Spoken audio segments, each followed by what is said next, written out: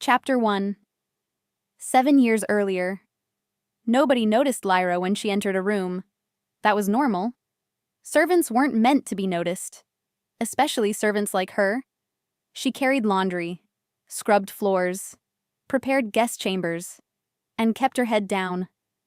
The Moonfang Kingdom was filled with powerful wolves, warriors, nobles, healers, alphas. Lyra was none of those things. She was an Omega, or at least everyone believed she was. She lived in a small room beneath the Eastern Tower, cold in winter, hot in summer, forgotten all year long. Most days nobody even spoke her name.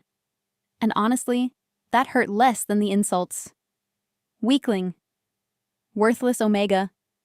Move faster. Watch where you're going. The words followed her everywhere. She learned to ignore them. Mostly. That morning started like every other, until the royal horn sounded. Once, twice, 3 times. Every servant froze.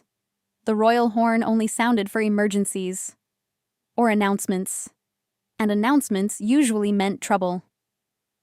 "Everyone to the Great Hall!" someone shouted. Servants rushed through the corridors. Lyra followed behind them. Her heart pounded nervously. The Great Hall was already crowded when she arrived. Hundreds of wolves filled the room. Nobles stood near the front. Warriors lined the walls. Servants clustered near the back. Then the massive doors opened, and Alpha King Kale entered. The room immediately bowed. Every head lowered. Every voice disappeared. Kale ruled the largest wolf kingdom in existence. He was feared by enemies, respected by allies, and impossible to ignore. Tall, broad-shouldered, cold-eyed. His presence alone silenced rooms. Lyra lowered her gaze immediately.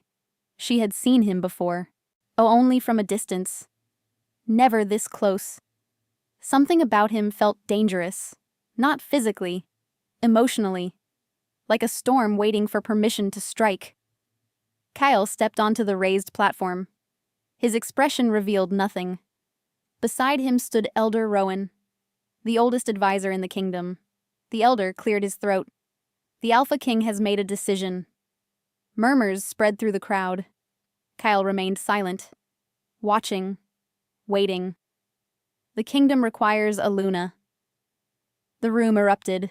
Everyone started whispering. A Luna. Finally. The kingdom had waited years for this announcement. Every noble family had daughters hoping to become queen. Every powerful pack dreamed of the alliance. Lyra listened quietly. This had nothing to do with her. Nothing at all. Then Elder Rowan spoke again. "And the Alpha King has chosen his future Luna." The whispers became louder. Names spread across the hall. Lady Selene, Lady Arya, Lady Mira. The most beautiful women in the kingdom. The strongest, the richest, the most powerful. Everyone waited. Then Elder Rowan pointed, directly toward the servant crowd. Confusion spread instantly. Lyra glanced around. Who was he pointing at? The elder's finger never moved. It remained fixed, straight at her. The room went silent. Lyra blinked. Once. Twice. Then she looked behind herself. Nobody stood there. Her stomach dropped. "No," she whispered. The elder nodded. "Lyra Ashwood." The hall exploded. People laughed. Actually laughed. Some thought it was a joke. Others stared in disbelief. A servant dropped a tray. A noblewoman nearly choked. Lyra stood frozen. Her mind refused to understand. As this couldn't be happening. Not to her. Not ever. Elder Rowan continued. "Lyra Ashwood has been selected as the Alpha King's intended mate." The noise became unbearable. "What? An Omega? A servant? This is insane." Kale still said nothing. Not one word. Not even to defend the decision. Lyra's hands trembled violently. She looked toward the throne, toward the Alpha King. Their eyes met, for the first time. And something strange happened. A sharp ache pierced her chest. A feeling she couldn't explain. Kale's expression changed for half a second. Only half a second. Shock, then confusion, then anger. The room didn't notice, but Lyra did. And suddenly she understood something. The Alpha King looked just as surprised as everyone else. He hadn't chosen her. The realization hit hard. Someone else had. A cold feeling settled in her stomach. Something was wrong. Very wrong. Then Kale finally spoke. His voice echoed across the hall. "Come forward." Lyra's legs barely obeyed. She walked slowly toward the platform. Every eye followed her, judging, mocking, hating. By the time she reached the front, her face burned with embarrassment. Kale stared down at her. His jaw tightened. "You are Lyra?" "Yes, Your Majesty." Silence, long, painful silence. Then Kale turned toward Elder Rowan. "Explain." The elder looked uneasy. Very uneasy. The Moon Oracle made the selection. The hall gasped. Even Kale's expression darkened. Moon Oracles never made mistakes. Their visions guided kingdoms. Rejected visions often led to disaster. Kale looked back at Lyra, like he was seeing a problem, not a person. "You expect me to believe this servant is my Luna?" The words sliced through her. The elder lowered his head. The oracle was certain. Kyle laughed. A cold laugh, without humor, without kindness. Then he said the words that shattered her life. "I reject the oracle's choice." The room fell silent. Every heartbeat seemed to stop. Lyra couldn't breathe. Kyle's gaze never softened, not even slightly. "I will not bind my kingdom to weakness." The humiliation hit harder than any physical blow. Tears burned behind her eyes. But she refused to let them fall. Not here, not in front of everyone. Kale stepped away. Decision made. Final. Absolute. The crowd immediately followed his lead. The whispers returned. Crueler this time. Much crueler. Lyra stood alone, rejected, before she had ever been chosen. Then Elder Rowan suddenly spoke. And what he revealed made Kale stop walking. "Your Majesty." Kale turned. The elder looked terrified. The oracle left one final warning. A dangerous silence filled the hall. Kale narrowed his eyes. What warning? The elder swallowed hard, then spoke the sentence that would haunt the kingdom for years. "If Lyra Ashwood leaves Moonfang," he paused, fear visible on his face, "your heir leaves with her." And for the first time in years, the Alpha King looked afraid. Chapter 2. The great hall fell into complete silence. Nobody moved. Nobody breathed. Nobody even blinked. The Alpha King stared at Elder Rowan. "What did you say?" His voice was low, dangerously low. The elder swallowed. "The oracle's exact words, Your Majesty." Kyle stepped down from the platform. Slowly. Every step echoed across the stone floor. "You are telling me..." He stopped directly in front of the elder. "One, that my future heir is connected to a servant? The oracle believes so." Believes? The elder flinched. The oracle was certain. A muscle tightened in Kyle's jaw. He hated prophecies, hated being controlled, hated being told what his future should be, especially by people who spoke in riddles. The hall remained silent. Everyone waited. Then Kale looked at Lyra. Again, this time longer. She wished he wouldn't. His stare felt like a blade against her skin. "You have hidden abilities?" "No." "Royal blood?" "No." "Special training?" "No." The humiliation deepened. Every answer made her seem smaller, more insignificant. The king looked unimpressed. "So there is nothing remarkable about you." The words landed heavily. Lyra lowered her eyes. Before she could answer, another voice interrupted. "Exactly." The crowd parted. Lady Selene stepped forward. Beautiful, elegant, and furious. Many believed she would become Luna one day. She certainly believed it. Her expensive gown shimmered beneath the hall lights. Her smile did not reach her eyes. Your Majesty deserves a true Luna. Her gaze swept over Lyra, cold and sharp. Not a servant. Several nobles nodded. Kyle remained expressionless. Celine moved closer. The kingdom needs strength. More nods. The kingdom needs leadership. Even more agreement. Then she pointed directly at Lyra. The kingdom does not need her. Laughter spread through parts of the crowd. Lyra felt heat rise into her face, but she stayed silent. Years of being ignored had taught her one thing. Speaking rarely helped. Celine smiled victoriously. Then Elder Rowan unexpectedly cleared his throat. Lady Celine. She turned. How the oracle specifically warned against harming Lyra. The smile disappeared. What? The warning was quite clear. The elder's voice trembled. Protect the girl. The room exchanged nervous glances. Now even the nobles looked uncomfortable. Because everyone respected the oracle. Even those who hated her visions. Celine folded her arms. I don't fear stories. But Lyra noticed something. The woman's confidence seemed forced, as if the warning bothered her more than she admitted. Kyle raised a hand. Instant silence. This discussion is finished. Nobody argued. Not even Celine. The king's authority was absolute. Kale looked toward Lyra one final time.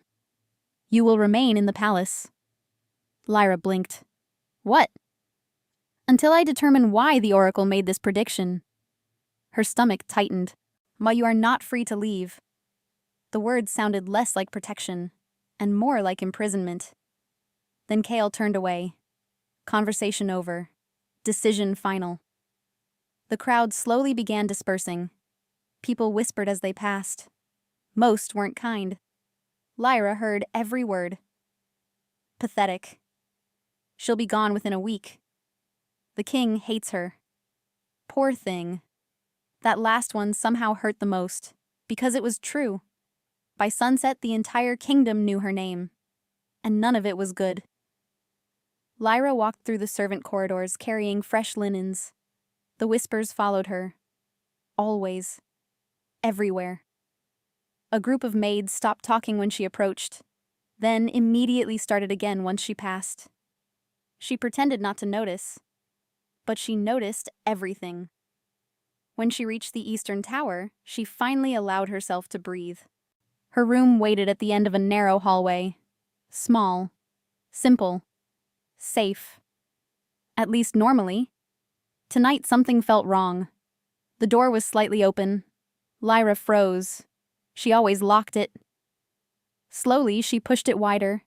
The room had been destroyed. Her blankets ripped apart.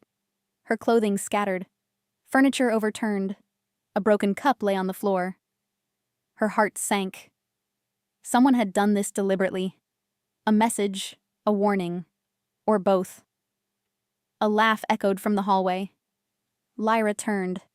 3 servant girls stood nearby, watching, smiling. One shrugged. Looks like bad luck. Another laughed. Very bad luck. The third stepped closer. Maybe future queens should learn to clean their own rooms. More laughter. Then they walked away, leaving Lyra alone. Again. She stared at the destruction. For a moment she felt something dangerous. Anger. Real anger. Not sadness, not embarrassment. Anger. It surprised her, because she almost never allowed herself to feel it. She dropped to her knees, started cleaning, piece by piece, slowly, quietly, alone. Hours passed. Darkness settled outside. Eventually, she finished. Exhausted. She sat on the edge of her bed, then noticed something strange. A folded piece of paper beneath her pillow.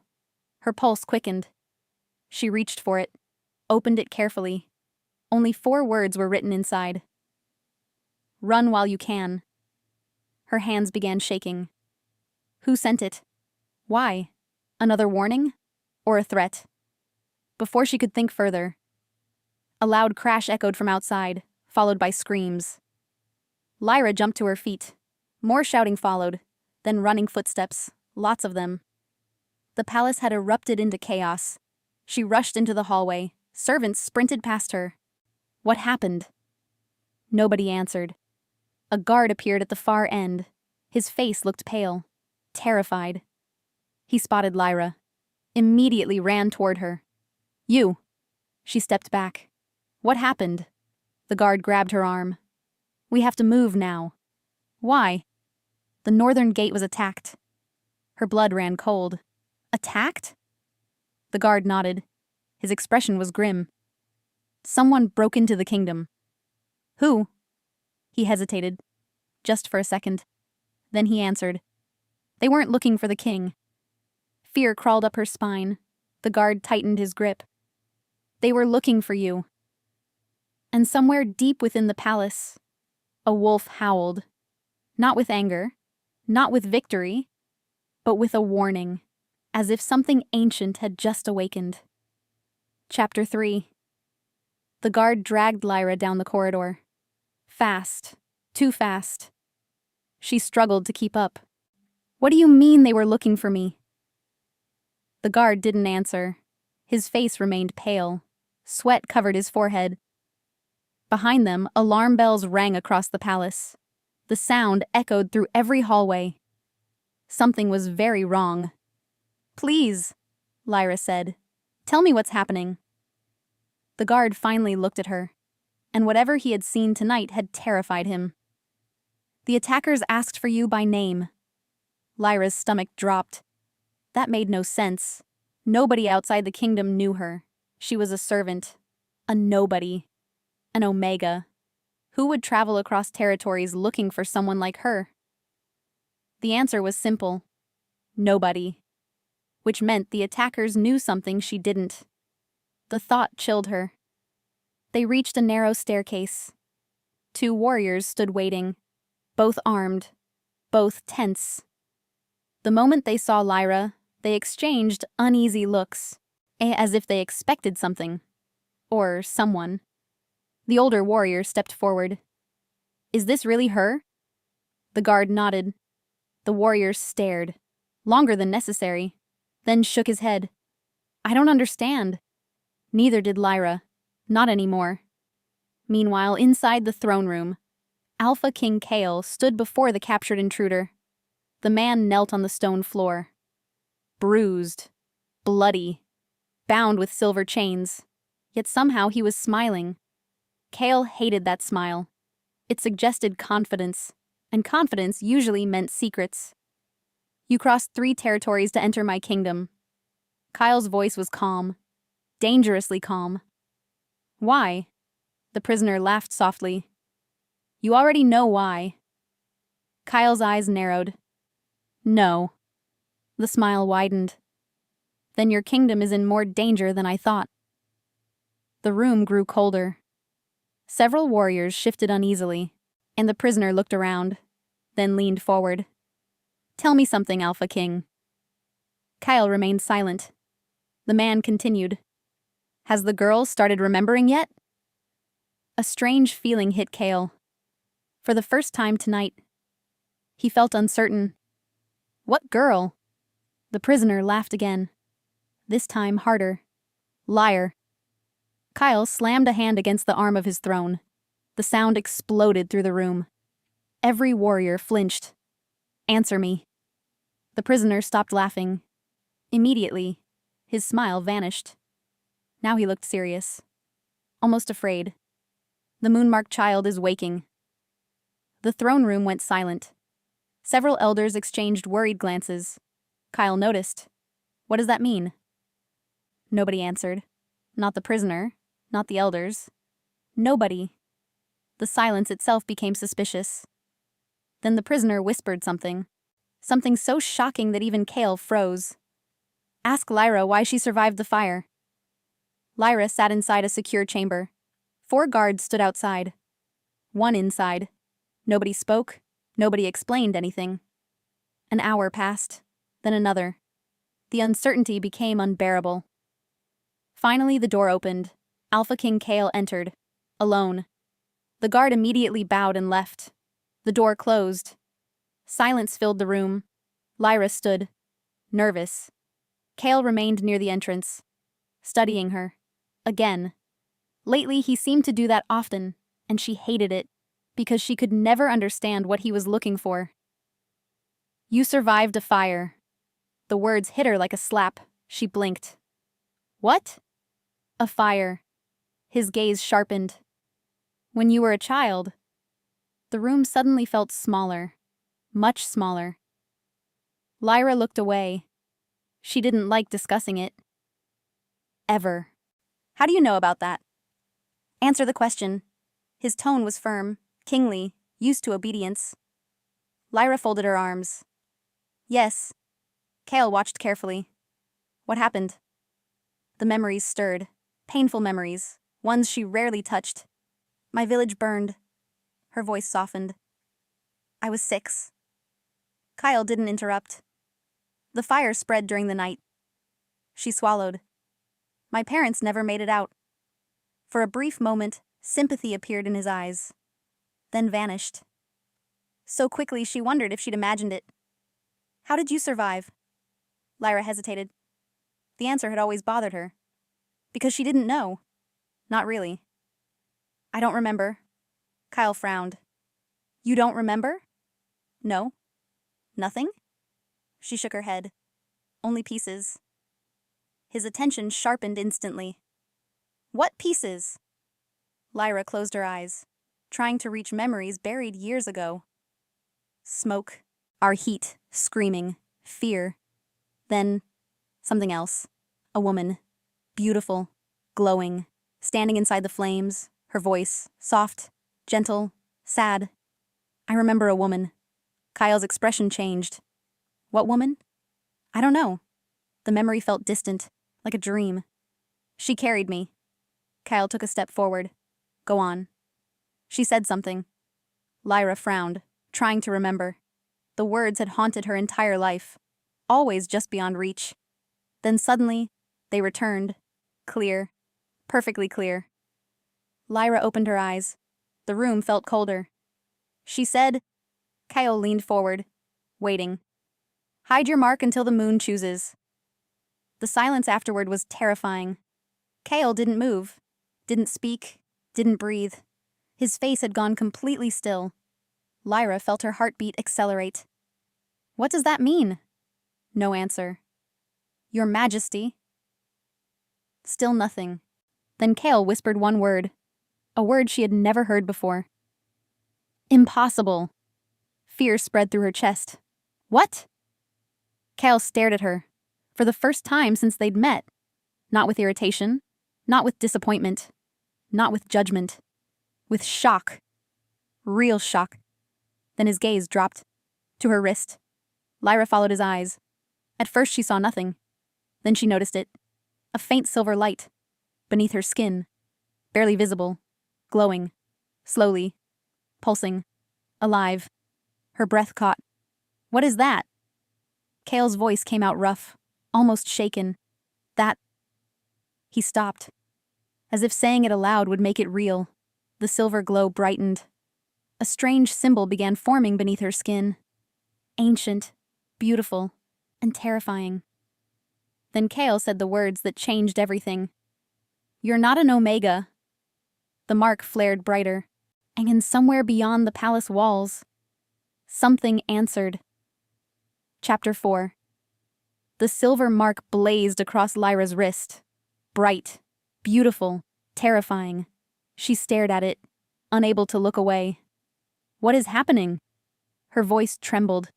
Kyle didn't answer immediately. His eyes remained fixed on the glowing symbol, for the first time since she'd known him. He looked unsettled. That frightened her more than the mark itself, because Alpha King Kale was never unsettled. Never. The light slowly faded, but the symbol remained, etched beneath her skin, permanent, ancient, alive. Lyra rubbed her wrist. The mark didn't disappear. What is it? Kyle finally spoke. A moon mark. The words meant nothing to her. She shook her head. I don't understand. His jaw tightened. Neither do I. That answer was somehow worse. Because if Kale didn't understand, then who did? An hour later, Lyra sat inside the royal library. She had never been allowed inside before. Servants weren't permitted near the ancient archives, but tonight, nobody stopped her. Tonight, everything had changed. Elder Rowan stood beside a massive wooden table. Books covered every surface, dusty scrolls, ancient journals, forgotten records. The old man looked exhausted and worried, very worried. Kale stood near a window, silent, watching the rain outside. Lyra hated the tension filling the room.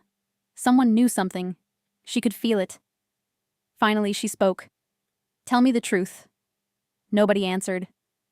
Please. Elder Rowan exchanged a glance with Kyle. The king remained silent. The elder sighed, then sat down heavily. There are stories. Lyra immediately frowned. Stories? Legends. Her frustration grew. I don't need legends. The old man looked at her sadly. Tonight you do. The room became quiet. Rain tapped softly against the windows. Then Rowan began. More than 200 years ago. His voice echoed through the library. Wolves weren't divided into kingdoms. Lyra listened carefully. There was one realm. The elder opened a faded book. The Moon Realm. The pages looked ancient, fragile, dangerous. As the realm grew, powerful families fought for control. He turned another page. Wars followed. Another page. Then betrayals. Another. Then bloodshed. The old man's expression darkened. Thousands died. Lyra leaned forward. Something about this story felt important. Personal. The moon goddess eventually chose a protector. The elder's voice lowered. Are a bloodline. Kyle finally turned from the window. His attention sharpened. The moon-marked bloodline. Lyra's pulse quickened. The mark on my wrist? Rowan nodded slowly. According to legend, a knot formed in her stomach. What happened to them? The old man looked away. That alone terrified her. What happened? Silence. Then, they were hunted. The answer hit hard. Hunted? Feared. The elder closed the book. Kings feared losing power. Another book opened. Some wanted the bloodline controlled. Another page turned. Others wanted it destroyed. The room felt colder. Much colder. And eventually, Rowan's eyes met hers. They vanished. A chill ran down her spine. Every instinct told her there was more. Much more. Then Kale spoke. What else? The elder hesitated. Lyra noticed immediately. He was hiding something. Kale noticed too. What else, Rowan? The old man swallowed, slowly, painfully. Then answered. The bloodline wasn't completely destroyed. Silence. Nobody moved. Nobody breathed. Rowan looked directly at Lyra. There was one survivor. Her heart pounded, hard, fast, loud. One survivor. The room seemed to shrink around her. Who? The elder's voice almost broke. A daughter. Lyra felt her stomach drop. No, no, no! The thought appeared instantly. Impossible. Ridiculous. Yet she couldn't stop it. The elder looked at the glowing mark, then at her. And suddenly nobody needed to say it. Because they were all thinking the same thing. 3 days passed. The mark never disappeared. Every morning Lyra checked. Every morning it remained. Some days it glowed. Other days it didn't. Nobody could explain why. And the palace had changed. Completely. And the servants no longer ignored her. Now they feared her. The nobles no longer mocked her. Now they watched her.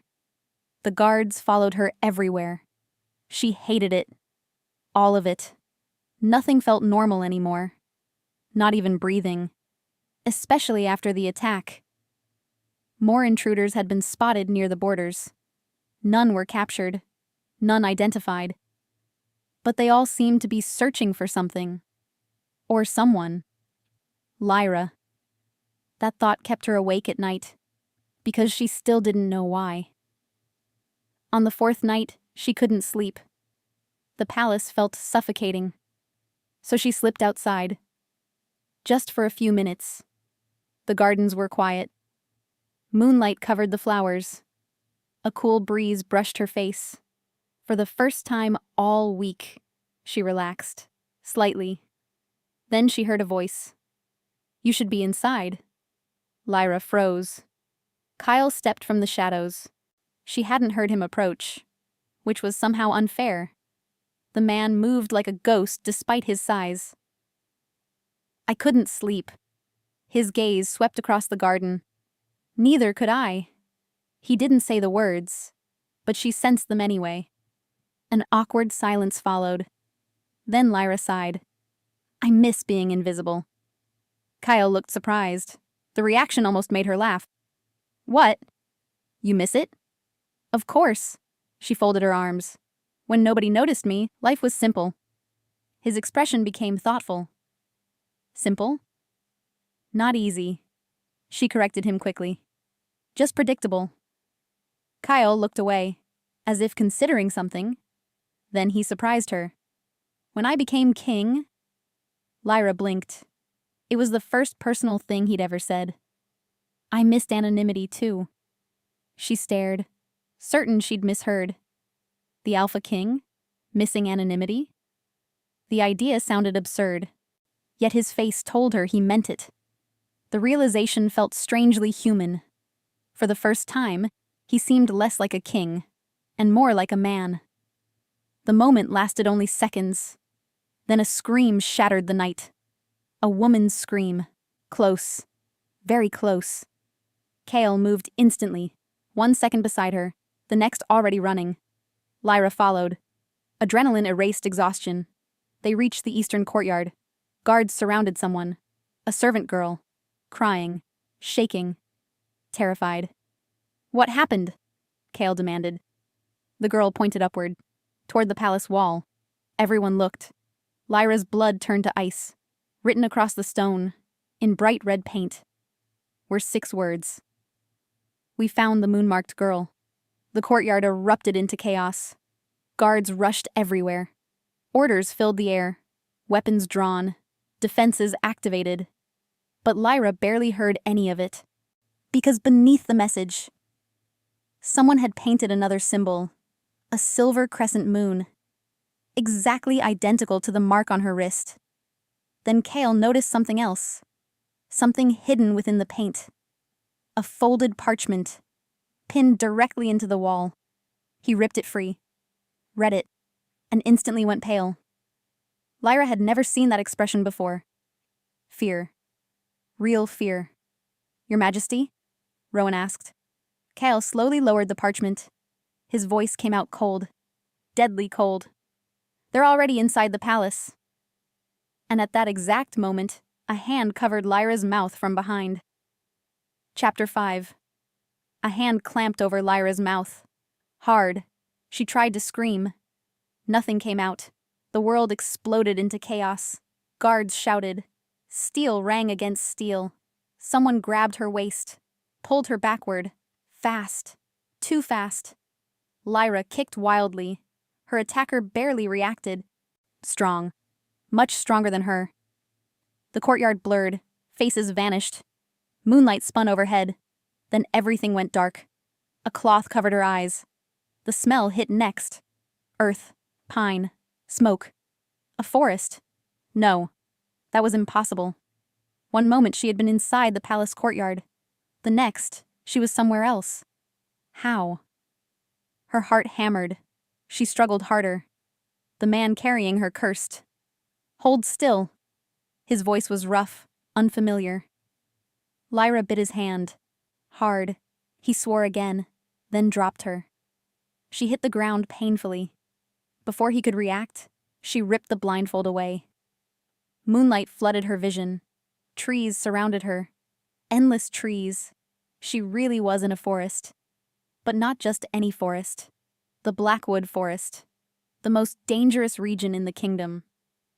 Panic surged through her. The palace was miles away. How had they gotten here so quickly? 3 figures stood nearby, all cloaked, all armed, all watching her. One stepped forward. A woman, tall, scarred, silver eyes, not wolf eyes, something older, something stranger. The woman studied Lyra carefully, then smiled, not cruelly, almost sadly. "You're finally awake." Lyra scrambled backward. "Who are you?" The woman ignored the question. Instead, she looked directly at Lyra's wrist. At the moon mark, the smile disappeared. A shadow crossed her face. So it's true. Fear twisted inside Lyra. "What do you want?" The woman knelt, slowly, carefully, as if approaching a frightened animal. Then she said something unexpected. "We're here to save you." Back at the palace, Alpha King Kale was furious. The throne room shook beneath his rage. A guard flew across the chamber, thrown by the king himself. Nobody dared intervene. Nobody dared speak. Because Lyra was gone. Vanished. Taken from the center of a heavily guarded courtyard, directly beneath his protection. It should have been impossible. Yet it happened. Kale stood breathing heavily. His wolf fought beneath his skin, angry, violent, restless. The sensation bothered him. A lot. Because his wolf rarely reacted this strongly. Especially over strangers. Especially over servants. Yet since Lyra's arrival, everything felt different. Wrong. Unstable. "Track them." The command echoed through the room. "We're trying." "Try harder." His voice cut like a blade. The guards immediately lowered their eyes. Nobody wanted to become the next target. Then Elder Rowan entered. The old man looked grim. Very grim. Kyle immediately noticed. "What?" Rowan hesitated. Never a good sign. "The parchment." Kale's jaw tightened. What about it?" The elder placed an ancient scroll on the table. "The symbol." A long silence followed. Then Rowan spoke the words Kale had dreaded hearing. "I know who took her." The room froze. Kale stepped forward. "Who?" The elder looked exhausted, almost defeated. "The Crescent Order." A chill passed through the chamber. Several advisors immediately paled. One even whispered a prayer. Kyle noticed, and hated it, because fear meant power, and power meant danger. "What is the Crescent Order?" The elder stared at the ancient scroll. "A secret society." Kyle folded his arms. "That's not enough." "No." Rowan agreed quietly. "It isn't." He took a deep breath, then continued. "For 2 centuries, they have protected the descendants of the moon-marked bloodline." The room fell silent. Again. Kale's eyes narrowed. "You believe Lyra is one of them?" "I know she is." The certainty in Rowan's voice was unsettling. Then another realization appeared. One Kale didn't like. If the Crescent Order had protected the bloodline for centuries, then they knew things. Important things. Secrets. Truths. Answers. And Lyra was now with them. In the Blackwood Forest, Lyra wanted answers. Immediately. The mysterious woman offered water. Lyra refused. The woman offered food. Lyra refused that too. Finally, the woman sighed. Fair enough. They sat beside a small campfire. The 2 cloaked warriors stood guard nearby. Watching the darkness. Watching for threats. Watching for something. Lyra couldn't tell what. The woman leaned forward. "My name is Seraphine." Lyra remained silent. "You don't trust me." "No." "Good." The answer surprised her. Seraphine smiled faintly. You shouldn't." The honesty caught Lyra off guard. For a moment, she didn't know how to respond. Then she remembered the obvious question. "Why did you kidnap me?" The woman looked genuinely offended. "We rescued you." You kidnapped me. Technical difference. Lyra stared. Seraphine almost laughed. Almost. Then her expression became serious. The palace isn't safe. Lyra immediately shook her head. That's ridiculous. Is it? The question lingered. Uncomfortable. Because part of her wasn't sure anymore. The attacks, the warnings, the message on the wall. The strangers searching for her. Nothing felt safe lately. Seraphine watched her carefully, as if noticing the doubt. The people hunting you are getting closer. Lyra folded her arms. Who are they? The woman's expression darkened. Immediately. They call themselves the Ashen Crown. The name meant nothing, but the fear in Seraphine's eyes meant something. A lot. What do they want? Silence. Then, you. The answer came too quickly, too honestly. Lyra felt cold. Why? Seraphine looked into the fire. For several seconds she said nothing. Then finally, because of what your blood can do. Lyra stared. My blood? The woman nodded, slowly, reluctantly, as if revealing the truth physically hurt. Then she said something that sounded impossible. The Moonmarked weren't rulers. The fire crackled softly. They weren't warriors. More silence. They weren't kings. Lyra leaned forward. Then what were they? Seraphine met her eyes and answered. They were guardians of something hidden. A knot formed in Lyra's stomach. Something hidden.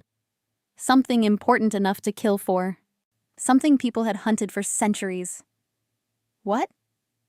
The woman's face tightened. For the first time all night, she seemed afraid. Then she whispered the answer. A prison. The word echoed in the darkness. Lyra blinked. A prison? Seraphine nodded. Built long before kingdoms existed. Every instinct screamed danger. What was imprisoned there? The woman didn't answer. Not immediately. Instead, she looked beyond the campfire, toward the trees, toward the shadows, toward something unseen. Then her voice dropped, barely above a whisper. Not what? Lyra's breath caught. Seraphine's eyes slowly lifted. Who? The forest suddenly became very quiet. Too quiet. Even the insects had stopped making noise. The warriors noticed it too. Both reached for their weapons. Instantly. Seraphine stood. Alert. Tense. Listening. A terrible feeling settled over the camp. Something was nearby. Watching. Waiting. Then a branch snapped, somewhere in the darkness. One warrior spun. Movement! Another shadow appeared, then another, then dozens, surrounding the camp, closing in. Seraphine's face drained of color. No. The single word carried real fear. Lyra's pulse skyrocketed. What is it? The woman drew a silver blade. Her voice came out strained. They found us. The shadows stepped into the moonlight. Not wolves, not humans. Something else entirely. And when Lyra saw their glowing silver eyes, she realized they were wearing the same crescent symbol as the people who had rescued her. Which meant only one thing. The enemy had been among them all along. Chapter 6. The camp froze. Nobody moved. Nobody breathed. The newcomers stepped from the shadows one by one. 10 figures, all wearing dark cloaks, all marked with silver crescent symbols, exactly like Seraphine's. Lyra looked between them, confused, terrified. You said they were your people. Seraphine's grip tightened on her blade. They were. The answer made no sense. Lyra's stomach twisted. The newcomers spread out around the camp. Slowly, carefully, like hunters surrounding prey. One finally lowered his hood. An older man, white hair, scar across his left eye. His expression was calm, far too calm. Seraphine. His voice carried disappointment. You should have brought her home. Seraphine's face hardened. This isn't home anymore. The man's eyes darkened. Then you leave me no choice. The tension became unbearable. Lyra felt trapped between forces she didn't understand. The older man turned toward her. For a brief moment, his expression softened. Lyra. Hearing her name from a stranger sent a chill through her. You know me? A sad smile appeared. I knew your mother. Everything stopped. The world, the forest, her heartbeat, everything. What? The word barely escaped her lips. The man nodded. I knew Alara. Lyra staggered backward. Her mother. Nobody knew her mother's name. Nobody. Not anymore. Not since the fire. Not since the village vanished. That's impossible. The man's eyes filled with something unexpected. Grief. Real grief. I held you the day you were born. The forest seemed to tilt. Her mind struggled to keep up. You knew my mother? Yes. You knew my father? The question slipped out before she could stop it. The man's face changed. Immediately. Not fear. Not anger. Regret. Deep regret. And suddenly Lyra knew. He knew something. Something important. Something huge. Before she could ask another question, Seraphine stepped between them. No. The older man sighed. You cannot hide the truth forever. Watch me. His expression hardened. The ashen crown is moving. We know. They've already reached the prison. The words hit Seraphine like a physical blow. For the first time, she looked genuinely frightened. The older man continued. The seals are failing. A horrible silence followed. Then he looked directly at Lyra. She deserves to know. Know what? Lyra wanted to scream the question.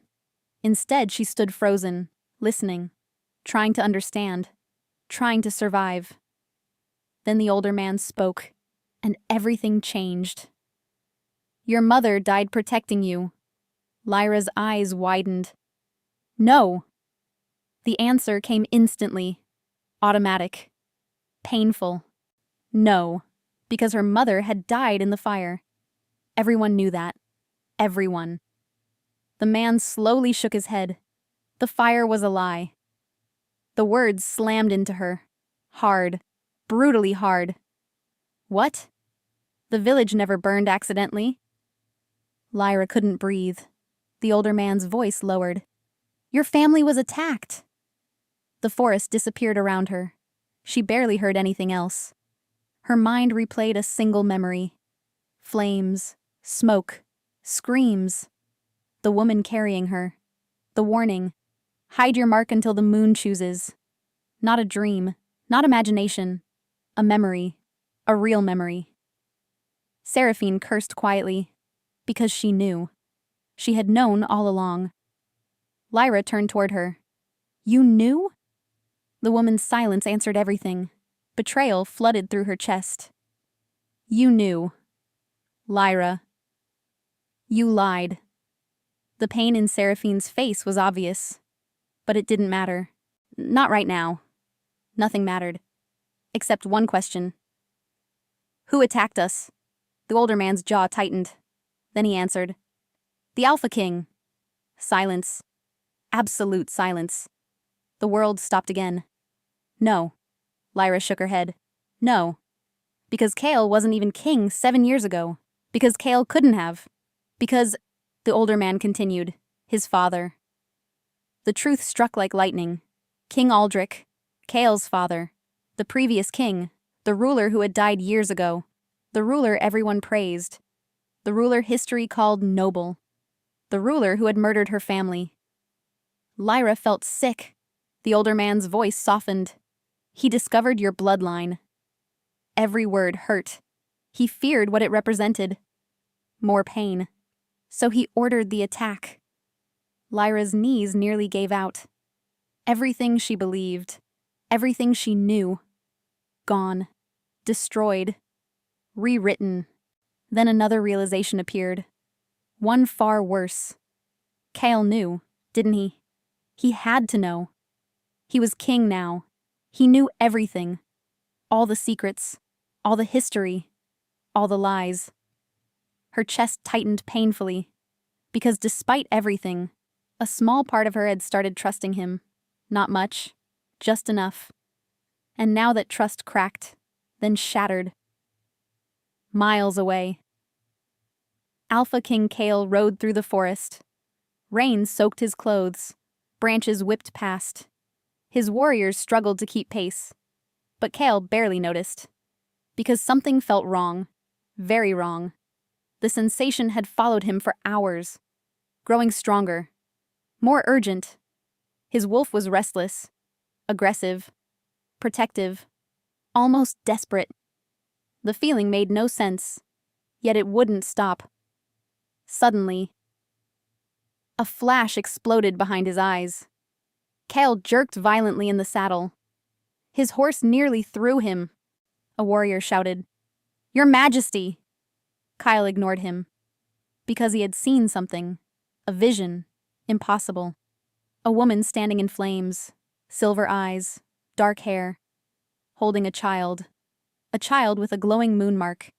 The vision lasted only seconds, then vanished, leaving him breathless, shaken, confused, and carrying one terrifying certainty.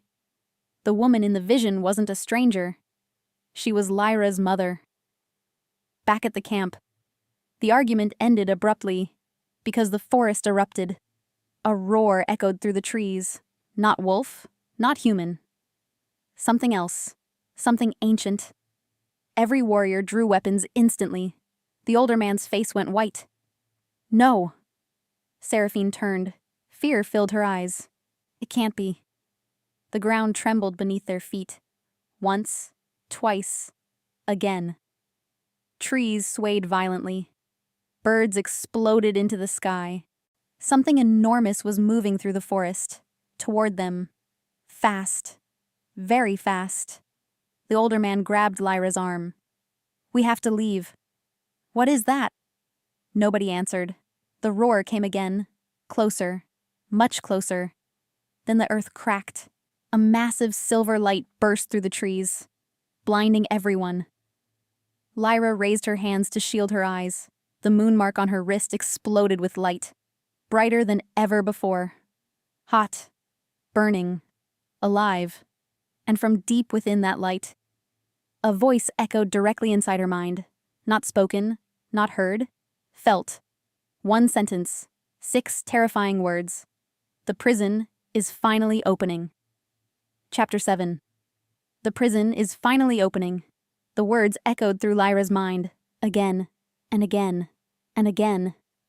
She stumbled backward, clutching her head. The voice faded, but the terror remained. What was that? Nobody answered, because everyone else looked frightened too. The silver light slowly vanished. The moon mark cooled. The forest became visible again. Then the roaring stopped. Suddenly. Completely. An unnatural silence followed. The kind that comes before disaster. Seraphine scanned the trees. Her blade remained raised. Every muscle in her body looked tense. Ready. Waiting. Then a shadow emerged. Not huge, not monstrous, not what Lyra expected. A boy stepped into the clearing, perhaps 12 years old, maybe younger. Dark hair, bare feet, simple clothing, nothing unusual, except his eyes. They glowed silver, bright silver, like moonlight trapped inside human flesh. Nobody moved. The boy looked around calmly, almost curiously. Then his gaze settled on Lyra, and he smiled. The moment he did, every warrior dropped to one knee. Instantly. Even Seraphine. Even the older man. Fear rippled through the clearing. Not respect. Fear. Real fear. The boy tilted his head. "You carry the mark." His voice sounded normal, yet something about it felt wrong. Ancient. Older than mountains. Older than kingdoms. Older than time. Lyra swallowed hard. "Who are you?" The boy's smile widened. "I've been called many things." Nobody breathed. Then he answered. The first guardian. A chill swept through the forest. The title clearly meant something to everyone except Lyra, because several warriors visibly trembled. The boy took another step forward. The prison weakens. His silver eyes narrowed slightly. And the bloodline grows weaker. Seraphine finally spoke. What do you want? The boy looked disappointed. As if you don't know. Nobody replied. His gaze returned to Lyra. You are the last. Her stomach dropped. Last? Last what? Last survivor? Last descendant? The boy seemed to read her thoughts. The final moon-marked air. The words landed heavily. Final. Alone. A strange sadness filled her chest. Not because she believed him. Because deep down, she did. The boy slowly approached. Nobody stopped him. Nobody dared. You must reach the sanctuary. Seraphine stood, immediately. No. The boy looked at her, and for a brief moment, the air itself seemed to grow heavier. No? His voice remained gentle, that somehow made it worse. The sanctuary is sealed. Seraphine's jaw tightened. It has been for generations. The boy nodded. Not anymore. Silence. Then he pointed north, toward the mountains. The path has reopened. The older man's face lost all color. The lunar sanctuary. The boy nodded. Aye, it waits. Lyra had never heard of it, but everyone else clearly had, and none of them looked happy. Then something else occurred to her, something important. If I'm the last heir? The boy focused on her.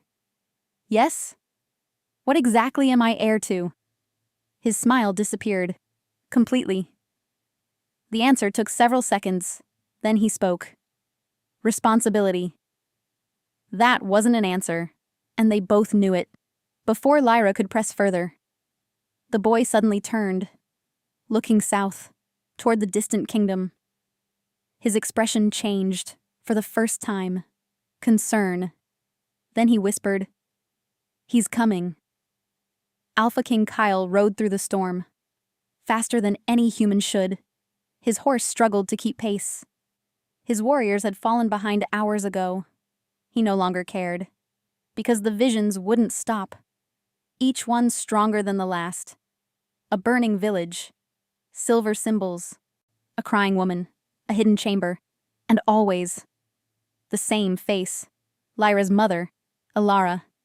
The name haunted him because he knew it, somehow, even though he shouldn't. Another vision struck, this time clearer. Kale nearly fell from his horse. A memory. Not his own. His father's. King Aldrich stood inside a stone chamber, angry, terrified, holding an ancient document. Kyle recognized the royal archives immediately. His father looked toward someone outside the vision, then spoke words that made Kale's blood run cold. If the child survives, everything ends. The vision shattered. Kale stopped breathing. His father, the attack, the bloodline. The pieces finally began connecting, and he hated what they revealed. Because for the first time, he suspected the previous king had been a monster. By dawn, the group reached the mountains. A huge cliffs rose into the clouds, ancient, silent, watching. The journey had been tense. Nobody spoke much. Everyone seemed lost in their own thoughts, especially Lyra, because questions filled her mind. Too many questions, and almost no answers. The sanctuary appeared shortly after sunrise, hidden between two cliffs, a massive stone doorway, covered in strange symbols, moon symbols, the same symbols appearing on her wrist, the same symbols painted on the palace wall, the same symbols haunting her life. The first guardian stopped before the entrance, then looked directly at Lyra. Only you can open it. Her stomach tightened. How? He pointed toward the center of the door. A handprint, silver, glowing faintly, waiting. The moment she saw it, her moon mark reacted. Light spread beneath her skin. warm, familiar, alive. Slowly, Lyra approached. Every eye followed her. Every heartbeat seemed louder. She raised her hand, hesitated, then pressed it against the stone. Nothing happened. For 1 second. 2. 3. Then the mountain shook. Violently. Cracks of silver light raced across the doorway. Ancient mechanisms awakened. Grinding. Turning. Unlocking. The stone doors slowly began opening. A blast of cold air rushed outward, carrying the scent of dust, secrets, and forgotten history. The sanctuary was real, and it had been waiting for her. The doors opened wider. Darkness filled the passage beyond. The first guardian smiled. The truth is inside. Lyra stared into the shadows. Fear and curiosity battled inside her chest. Finally, she stepped forward and crossed the threshold. The moment she did, a voice echoed through the sanctuary. Not in her head, not imagined, real, ancient, female, familiar. A voice she hadn't heard since childhood. A voice from the fire. A voice from her memories. A voice she thought belonged to a dream. "Welcome home, daughter." Lyra froze. Her entire body went numb. Because she recognized that voice, and only one person in the world could have spoken it. Her mother. Chapter 8. "Welcome home, daughter." The voice echoed through the sanctuary. Soft, warm, impossible. Lyra stopped breathing. No, it couldn't be. Her mother was dead. She had been dead for 7 years. Everyone knew that. Everyone. Yet the voice sounded real. Perfectly real. The same voice from the fire. The same voice from her memories. The same voice that had carried her through countless lonely nights. Her legs moved before her mind could catch up. She ran deeper into the sanctuary. "Mother?" The word cracked in her throat. No answer. Only echoes. The enormous chamber stretched ahead. Ancient pillars lined the walls. Silver light flowed through strange carvings. Everything seemed alive. Watching. Waiting. "Mother!" Still nothing. Behind her, Seraphine entered cautiously. The others followed. The first guardian remained near the entrance. Silent. Observing. Lyra's heart pounded painfully. Then she saw it. At the center of the chamber. A crystal. Massive. Towering. Glowing silver. And inside, a woman. Lyra froze. The world disappeared. The woman floated within the crystal. Dark hair. Gentle face. Silver eyes. Exactly as Lyra remembered. Exactly. Tears filled her eyes instantly. "Mom?" Her voice barely existed. The woman opened her eyes and smiled. "My little moon." The years collapsed. All at once. Lyra ran forward. But before she reached the crystal, a barrier of light stopped her. She slammed against it. Hard. The woman inside winced. "I'm sorry." Lyra pressed both hands against the barrier. Tears streamed down her face. "No." The word shattered. "No." Her mother reached toward her from inside the crystal. Their fingers almost touched. Almost. "I missed you." The simple sentence broke something inside Lyra. 7 years. 7 years of grief. 7 years of loneliness. 7 years believing she was alone. Gone. All gone. For several moments, neither could speak. They simply stared at each other. Mother. Daughter. Separated by light. Separated by time. Then Lyra finally asked the question that mattered most. "Why?" Pain flashed through Alara's eyes. Immediately. "They were hunting us." The sanctuary became silent. Everyone listened. "They discovered our bloodline." Her gaze lowered. "The Ashen Crown." Seraphine nodded grimly. Alara continued. "They attacked our village." Lyra's chest tightened. The fire was created to hide the truth. Every piece of the story connected. Every missing fragment. Every lie. Her mother slowly closed her eyes. I couldn't defeat them. The admission hurt, because Lyra had always imagined her mother as strong, unbreakable. Yet here was proof she had been frightened too. Human too. I only had enough power to save one life. Tears filled Alara's eyes. So I chose yours. The chamber fell silent. Nobody spoke. Nobody interrupted. Some truths deserved space. This was one of them. Then another question surfaced, a painful one. Why are you here? Alara looked around the sanctuary. The prison. The word changed everything. Again. The prison and the bloodline are connected. Lyra frowned. What does that mean? Alara's expression darkened. The prison doesn't use walls. A chill spread through the room. It uses guardians. The first guardian lowered his head, as if acknowledging the statement. Alara continued. Every generation of Moonmark descendants protects the seal. Understanding slowly appeared. Not complete, but enough. The bloodline is the lock. Alara nodded. Yes. The answer landed heavily, because suddenly the attacks made sense. The hunt, the murders, the lies. The bloodline wasn't valuable. It was necessary. Then Alara's face changed. Fear appeared. Urgent fear. Listen carefully. Everyone straightened. The atmosphere shifted instantly. Something was wrong. Very wrong. The Ashen Crown already has part of the key. Seraphine cursed under her breath. The older man looked sick. What key? Lyra asked. Alara hesitated, then answered. The king's blood. Silence. Absolute silence. Then all eyes slowly turned toward the same person. Or rather, toward the person who wasn't there. Alpha King Kale. Lyra felt her stomach drop. No, no, no. Alara nodded sadly. The prison was sealed by 2 bloodlines. The truth struck like lightning. Moon-marked blood. Royal blood. Together.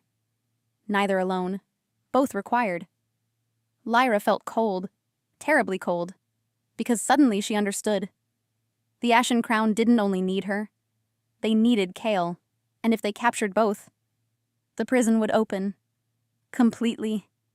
Then a distant rumble shook the sanctuary. Everyone froze. The mountain trembled. Dust fell from the ceiling. Alara's eyes widened. They're here. Fear exploded through the room. What? The Ashen Crown. The chamber shook again. Harder. Much harder. The crystal surrounding Alara flickered. The first guardian stepped forward. Urgently. We don't have much time. A terrible sound echoed through the sanctuary. Stone breaking. Ancient stone. Massive stone. The outer gates. Someone was forcing their way inside. Impossible. Yet happening. Right now. The older man rushed toward the entrance. Several warriors followed. Weapons drawn. The mountain shook again. A crack appeared across the chamber floor. Then another. Then dozens. Silver light burst upward. Wild. Unstable. Dangerous. The prison seal was weakening. Exactly as the first guardian had warned. Then another voice echoed through the sanctuary. Male. Cold. Victorious. A voice nobody wanted to hear. After 2 centuries... The voice grew louder. Closer. The hunt finally ends. The entrance exploded. Stone flew everywhere. Warriors crashed backward. Screams filled the chamber. And through the dust walked a man wearing a black crown of ash-colored metal. His silver eyes locked directly onto Lyra. Then he smiled. Hello, heir. And standing behind him, bound in silver chains, was Alpha King Kale. Chapter 9. Alpha King Kale dropped to one knee. The silver chains around his wrists glowed brightly. Too brightly. Each link burned into his skin. Yet he never cried out. Never showed weakness. Even now. Even captured. Even surrounded by enemies. He stared directly at the man wearing the ash-colored crown. Hatred burned in his eyes. Pure hatred. Lyra felt her breath catch. For a brief moment, nothing else mattered. Not the prison, not the sanctuary, not the battle. Only one question. How? How had they captured him? The man in the black crown seemed amused by her reaction. "You look surprised." His voice echoed through the chamber. Smooth, calm, dangerous. The kind of voice that belonged to someone who enjoyed causing pain. He stepped forward. Slowly, confidently, as if victory was already guaranteed. "Allow me to introduce myself." Nobody spoke, nobody cared, yet he continued anyway. "My name is Malachar." His smile widened. "Leader of the Ashen Crown." The title carried weight. Fear spread through the room. Even seasoned warriors looked uneasy. Malachar turned toward Alara's crystal. 2 centuries. He almost sounded emotional. 2 centuries of hiding. His gaze darkened. 2 centuries of waiting. Then he looked back at Lyra. "And now the final heir stands before me." The sanctuary shook again. The silver cracks spreading across the floor widened. The seal was failing. Fast. Much faster than before. The first guardian stepped forward. His silver eyes glowed brightly. "You will not open it." Malachar laughed. The sound was cold, mocking. "You still don't understand." The first guardian's expression hardened. "What?" Malachar spread his arms, almost proudly. "The prison is already open." Silence. Absolute silence. Every face drained of color. The first guardian looked stunned. For the first time since Lyra met him, genuine fear appeared in his eyes. Then Lyra understood. Whatever was inside the prison, it wasn't trying to escape. It already had. Kyle's chains rattled softly. He forced himself to stand. Pain shot through his body. The silver restraints weakened his wolf, drained his strength. But not his determination. His eyes found Lyra. Immediately. Relief flashed across her face, only for a second. Then she looked away. The reaction hurt more than he expected, because he understood why. She knew. About his father. About the attack. About the bloodline. About everything. Or at least enough. Kale lowered his head briefly. A rare gesture. A painful one. Because for the first time in years, he felt shame. Not for his actions, for his father's. The realization was difficult. King Aldrich had been his hero, his example, his legacy. Now every memory felt poisoned. Every lesson, every story, every achievement, built on lies. Malachar noticed his expression. The man's smile grew. "Still grieving?" Kyle looked up sharply. "Careful." The warning came out low. "Dangerous." Malachar laughed. "Your father was useful." The words hit Kale like a punch. Useful. Not noble. Not respected. Useful. Suddenly another memory surfaced. A hidden room. Ancient documents. A conversation overheard as a child. Words he hadn't understood back then. Now they made perfect sense. His father hadn't feared the bloodline. He had feared the truth. And that truth was standing in front of him. Lyra. The chamber trembled violently. The cracks spread farther. Silver energy surged through the sanctuary. Wild. Uncontrolled. Dangerous. Then Alara screamed. Everyone turned. The crystal around her was breaking. Tiny fractures raced across its surface.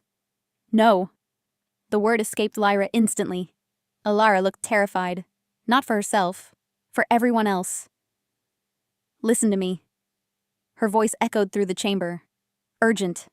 Desperate. See, the prison was never built to keep something inside.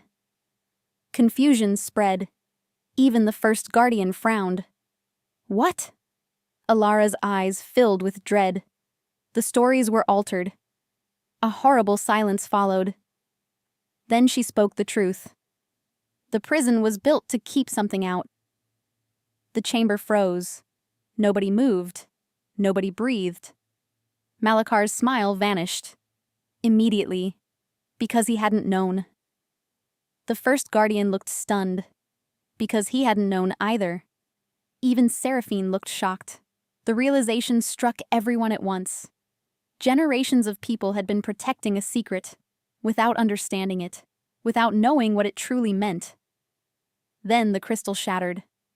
A deafening crack echoed through the sanctuary. Silver light exploded outward. Alara fell. Lyra ran, caught her, held her tightly. For the first time in 7 years, mother and daughter embraced, really embraced.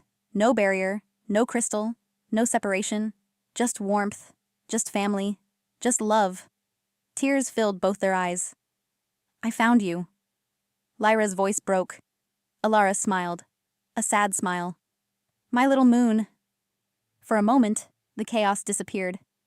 Then the mountain roared. The entire sanctuary shook. Harder than ever before. A massive crack split the chamber wall. Darkness spilled through it. Not shadow, not absence of light. Something else. Something alive. The darkness moved, watching, thinking, hungry. Every instinct inside Lyra screamed. Run. Now. The first guardian stepped backward, his face pale. Impossible fear filled his eyes. No. Malakar turned toward the darkness. For the first time, he looked uncertain.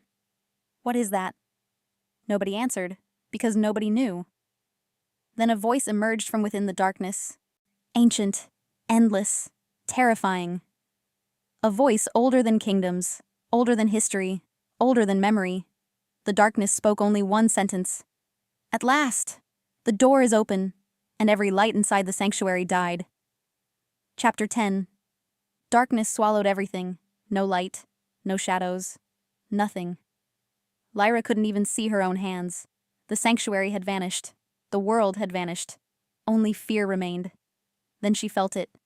Her mother's hand, warm, steady, holding hers tightly. I'm here. Alara's voice trembled, but she was trying to sound brave, trying to protect her daughter one last time. A distant sound echoed through the darkness. Footsteps, slow, heavy, approaching. Every step seemed to shake reality itself. Nobody moved. Nobody dared. Even Malakar was silent, terrified. The darkness thickened. Then 2 silver eyes appeared. Massive, ancient, watching. The sight alone made Lyra's knees weaken. This was what had been imprisoned. This was what generations had feared. This was what countless people had died protecting. The eyes blinked. Once. And suddenly every torch inside the sanctuary reignited. Light exploded across the chamber. Everyone gasped. The darkness had condensed into a single figure. A woman. Tall. Beautiful. Terrifying. Her black hair flowed like liquid night. Silver symbols covered her skin. Ancient symbols. The same symbols carried by the moon-marked bloodline. The woman looked around calmly, as if waking from a long nap. Then she smiled. The smile held centuries of loneliness, and centuries of sorrow. Not evil, not rage. Sorrow. The realization confused everyone, including Lyra. The woman slowly lifted her eyes, then looked directly at her. Recognition flashed across the stranger's face. Little Guardian. The title felt strangely familiar. Lyra swallowed. Who are you? The woman became quiet. Very quiet. Then she answered. My name has been forgotten. Her voice was soft, gentle. Nothing like the monster everyone expected. The first guardian stared in disbelief. No. The woman turned toward him. You remember. His face went pale. You can't be... The woman nodded. I am. Shock spread through the chamber. Then Alara whispered the name. A name buried by history. A name erased from records. A name nobody had spoken for centuries. Astria. The woman smiled sadly. Hello, Alara. Lyra looked between them, confused, lost. What is happening? Astria's eyes softened. For a moment, she reminded Lyra of her mother. The truth. She looked around the sanctuary. At the warriors, at Seraphine, at Kale, at Malachar. Then she sighed. The truth is finally returning. Malachar stepped forward. His confidence had returned. Somewhat. You possess the power beyond the prison. Astria looked at him. Nothing more. Just looked. Yet Malachar immediately froze, unable to move, unable to speak. Fear flooded his face. Pure fear. The woman tilted her head. You opened the sanctuary. Malachar struggled. Sweat poured down his forehead. Yes. Astria nodded. And thousands died because of your obsession. His eyes widened. She knew. Everything. Every crime. Every murder. Every betrayal. The silence became unbearable. Then Astria raised one hand. A simple gesture. Nothing dramatic. Nothing violent. Malachar suddenly collapsed. His crown shattered. The metal disintegrated into dust. Gone. Just gone. The leader of the Ashen Crown lay trembling on the floor. Broken. Defeated. Without a battle. Without a war. The centuries-long hunt ended in seconds. Because power built on greed had never been real power at all. Then Astria turned toward Lyra. The atmosphere changed immediately. Warmer. Softer. You protected the seal. Lyra blinked. I didn't even know it existed. A faint smile appeared. Exactly. The answer surprised her. Astria stepped closer. The greatest guardians are not those seeking power. Another step. They are those willing to carry responsibility. Another. They are those who protect others. Lyra thought about her life. The years as a servant. The insults. The loneliness. The sacrifices nobody noticed. The kindness she had given despite everything. And suddenly, she understood. On her hidden value had never been strength. It had never been power. It had been her heart. Astria reached out, touched the moon mark. The symbol glowed brightly, then transformed, not disappearing, changing, becoming something new, something brighter, something complete. The bloodline ends with you. Lyra's heart sank. Ends? Astria smiled. Because it no longer needs to continue. The burden, the prison, the centuries of fear. Finished. Finally. Finished. Then Astria looked toward Kale. The Alpha King stood silently, chains still wrapped around his wrists. His gaze never left Lyra. Not once. Astria noticed. Of course she noticed. She seemed to notice everything. You carry your father's guilt. Kale's jaw tightened. Yes. The answer came immediately. No excuses, no denial, just truth. Astria nodded approvingly. Good. The response confused him, confused everyone. Then she continued. Guilt means you understand the cost. The chains around his wrists suddenly shattered. Silver fragments scattered across the floor. Free. Kyle looked stunned. Astria turned toward him fully. You are not your father. The words struck deeply, because part of him had feared otherwise. Feared it since learning the truth. Astria glanced toward Lyra, then back to him. What matters is what you choose next. The chamber became silent. Kale slowly looked at Lyra, really looked at her, not as a mystery, not as a prophecy, not as a burden, as a woman who had survived impossible things, a woman stronger than anyone realized, a woman he had judged unfairly, a woman he had hurt. The realization settled heavily in his chest. Then he walked toward her. Slowly, carefully, like someone approaching something precious, something breakable. He stopped in front of her. For several seconds, neither spoke. Then Kyle lowered his head. Before everyone. Warriors, elders, nobles, guardians, everyone. The Alpha King bowed. To her. Gasps filled the sanctuary. No one had ever seen such a thing. Kyle's voice came quietly, but every word carried weight. I was wrong. Silence. I judged what I didn't understand. More silence. I hurt you. Lyra felt tears gathering, not because of the apology, because she knew how difficult it was for him, how much it cost him. Kyle finally lifted his eyes, and for the first time, the walls around his heart were gone. I am sorry. The words were simple, honest, real, and that made them powerful. Lyra stared at him.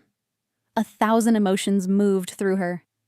Pain, anger, relief, and hope. Everything at once. Then she smiled, small, gentle, and forgave him.